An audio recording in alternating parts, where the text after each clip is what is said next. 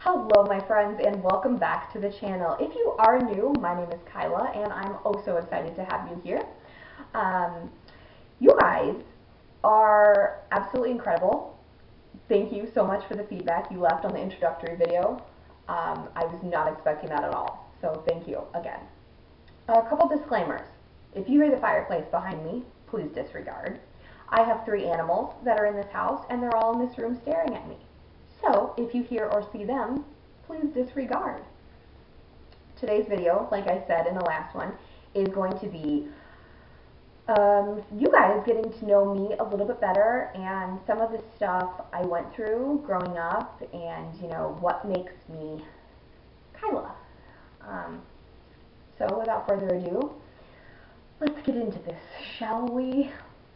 So I was born in January of '97. And again, I was born with septo-optic dysplasia and optic nerve hypoplasia with nystagmus, SOD for short, and it is where the optic nerve is not fully developed, causing the legal blindness. And the nystagmus is the easy one because that's the dancing eyes. So I was born with that. Both my parents have normal vision, and my 2 younger siblings do as well. So I'm going to skip a little forward here to school. I did 2 years of preschool, 1 year of kindergarten, and my 1st grade year was all at a hands-on private school. My parents thought that would be better for me to learn, like I said, hands-on. In this time, I went through 3 different VI teachers who would come in and they would teach me Braille, since I opted to learn print and Braille. So they would teach me Braille. They would get me any type of tools I needed to make my life easier in the classroom, such as I distinctly remember I had raised paper. It had dark lines and they were raised. I had a CCTV, which is a closed circuit TV, magnifiers, anything, you name it. My final VI teacher I got in kindergarten, and she was the best, and I was with her until I graduated high school. Moving on to 2nd grade, my brother and I were moved to a different school. It was much smaller, but 3rd grade all the way until I graduated, I was in a public school, which, if you know me, I don't like change, so staying in the same school for that long was perfect. A classroom video will be coming, don't worry. So then we're going to skip a little bit to 6th grade here, which is where things kind of, oh gosh, I don't even know what I want to use. But anyway, 6th grade, I actually had what is called Trichotillomania, which is where you pull your hair out due to stress and or anxiety. I did not know that is what I had. I just know that I pulled my hair out constantly, to the point where it was so thin that we had to cut it to my chin. I don't like short hair on myself, so that was very, very hard.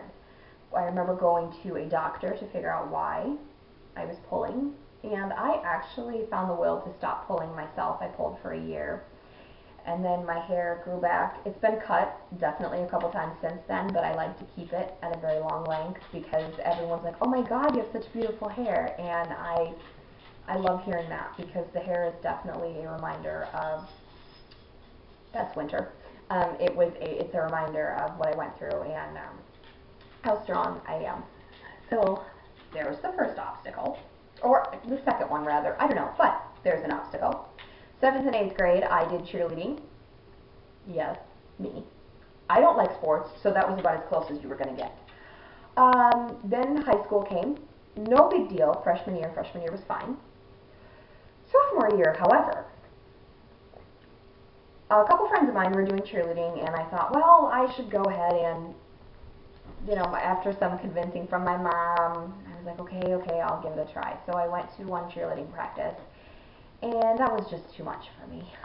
I remember the next day, it was a half day, and I was sitting in English class with one of my really good friends, and my chest, it became really tight, and I felt like my heart was burning. I was having a panic attack because of cheerleading. So I told my mom, and we ended up going to the doctor, and I was diagnosed with anxiety. and I was put on, we didn't want to put me on any medications, but we did put me on the lowest dose of fluoxetine, and I also started seeing a counselor.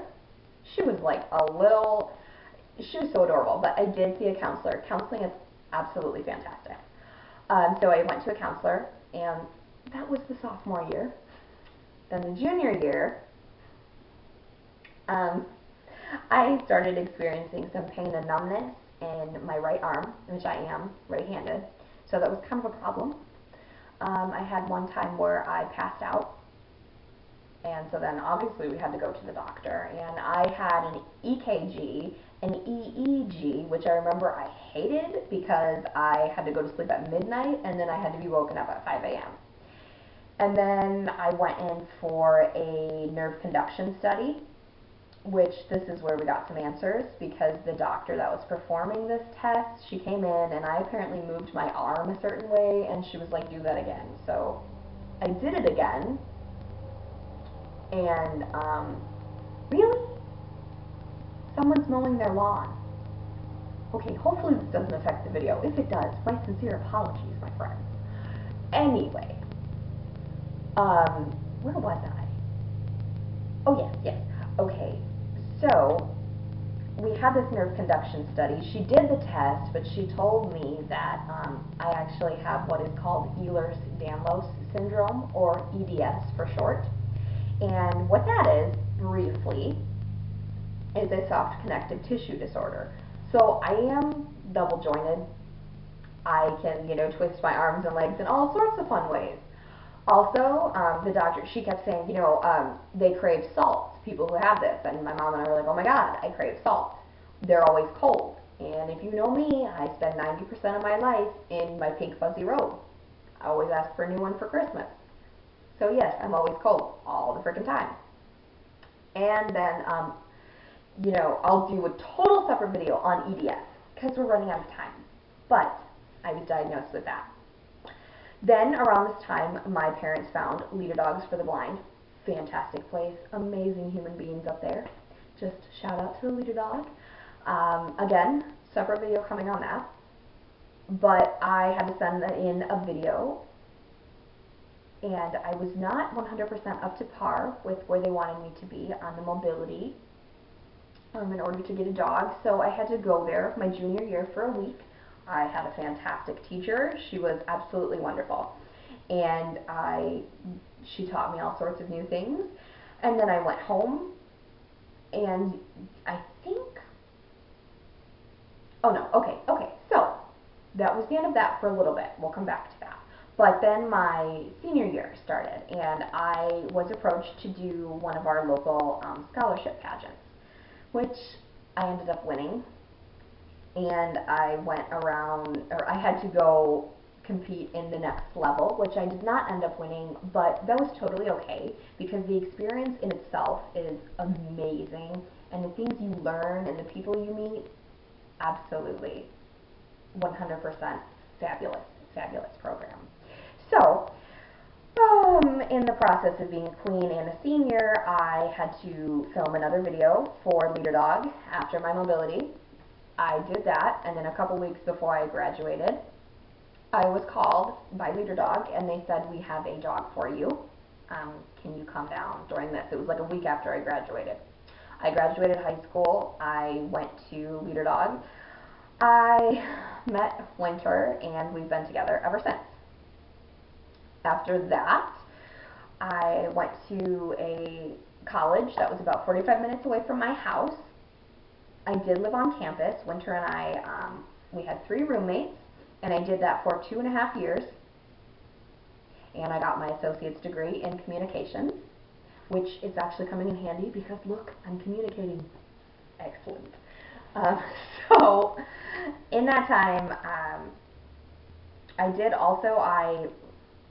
I worked for my family business for a while. I started off as, a receptionist and whatnot. And then I decided I wanted to branch out. And my mom and my aunt actually introduced me to LuLaRoe. So I sold LuLaRoe for a year, which it was convenient because I didn't have to leave my house and everything. I could just ship the packages of clothing and everything. So I sold Lula for a year.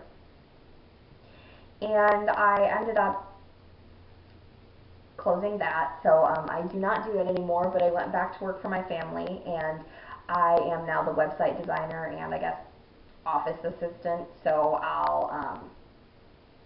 one of my main jobs is when an order comes in, I check it all in and I put it away and everything. So that's one of my main jobs besides the website designing, which I taught myself how to design both of our websites. So that's pretty cool.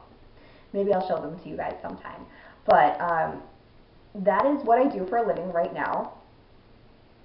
And currently, I'm actually doing very well. I will do a totally separate video on 2018 for you guys, because that was that's a very important year in my life, and I will share that with you guys. I'm just not 100% ready to open up there, so I hope you understand. But that video will be coming, because that is part of the reason why I'm doing this again. So, I'm not getting too emotional yet, guys. Thank you all for listening. I hope you found me somewhat interesting, and I hope this gives you a better look into who I am and what makes me, me, like I said. Thank you guys again for your support. If you have not subscribed already, please do so. I would love to add you to the family. Give this video a big thumbs up and turn on that notification bell so you can know whenever I post a video. Definitely tell your friends, share this on all your social medias, and speaking of social medias, mine will be not only linked below, but in the description. Oh my, you guys, I'm literally going crazy. They will be linked in the description below and at the end of this video. Now, for my viewers who cannot see, I'm going to tell you what those social medias are right this second. And they're basically the same thing. So my Twitter is capital K, capital S, lowercase u, lowercase z, number 9, and number 7. So it's KSuze97. My Instagram is the exact same thing. I hope that helps you guys. Thank you again. I keep saying thank you, but I truly mean it. You're fantastic humans. I have the best audience. And I hope that that continues to grow and we can add to our family. So again, thank you guys. I'm going to stop rambling, let you get on with the rest of your day, and I will see you all in my next video. Bye guys.